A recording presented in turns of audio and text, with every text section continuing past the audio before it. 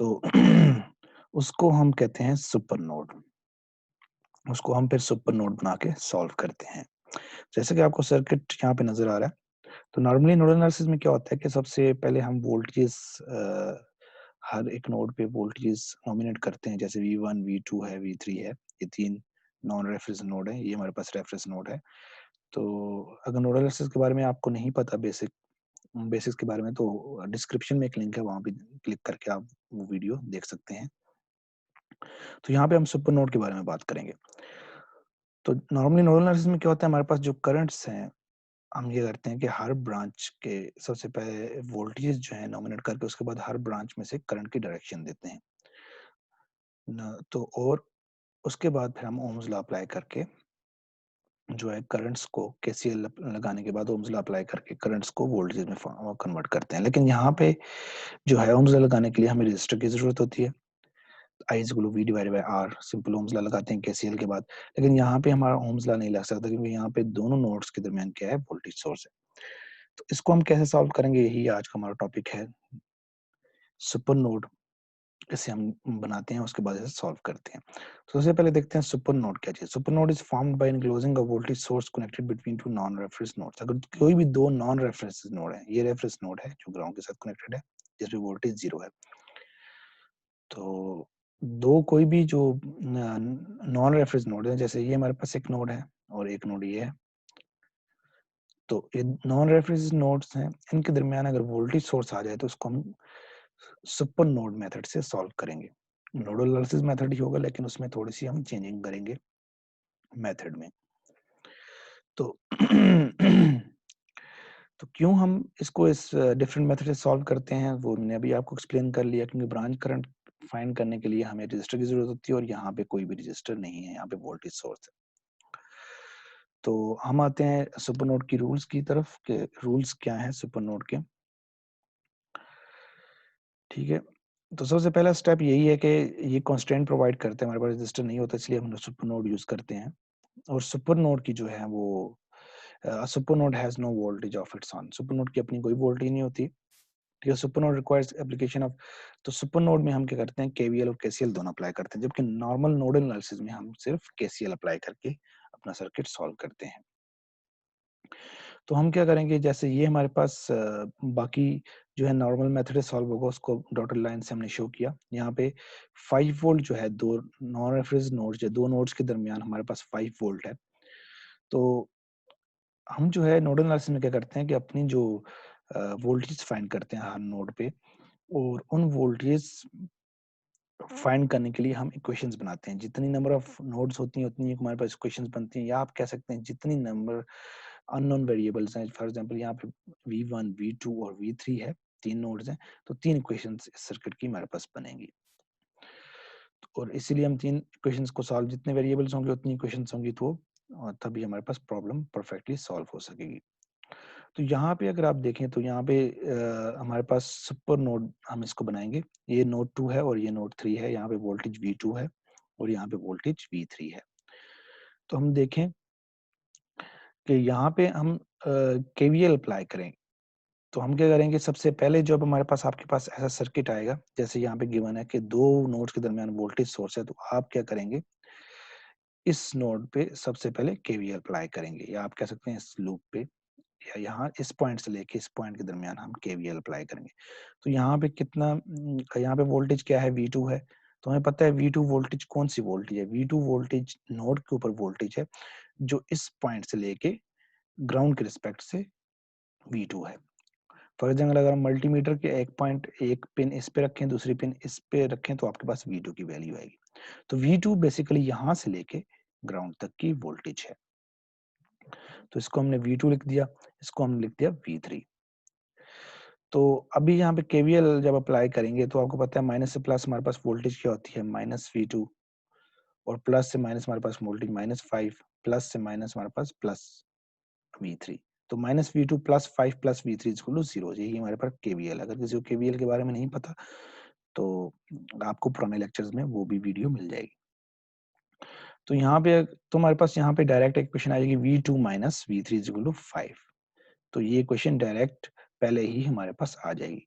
तो basically nodal analysis में हम क्या करते हैं कि नोड वोल्टेज फाइंड करते हैं, लेकिन अपने सर्किट को पहले इक्वेशन में कन्वर्ट करते हैं। तो सुपर नोड में हमारे पास डायरेक्ट पहले एक इक्वेशन आ जाएगी, उसके बाद हम इसे नॉर्मल नोडल एनालिसिस से सॉल्व करेंगे। तो आइए सॉल्व करते हैं एक प्रॉब्लम। तो यहाँ पे हमारे पास दो नोड्स हैं, V1 और V2। अब क्या है, यहाँ पे दोनों नोड्स के दरमियान एक वोल्टेज सोर्स आ गया, तो इसलिए हम कहते हैं कि ये हमारे पास क्या बन गई है, सुपर नोड। तो हमारे पास डायरेक्ट हम क्या करेंगे, ठीक है, एक क्वेश्चन तो इसी से डायरेक्ट आ जाएगी, V1 minus V2 is equal two volt, वो हम सेकंड स्टेप में करते हैं। तो सबसे पहले इस मेथड को सॉल्व करने का ये तरीका होगा कि आपने V1 से लेके V2 तक ये जो दो नोड्स हैं, नोड 1 और नोड 2, इसको एक ही कंसीडर करना है।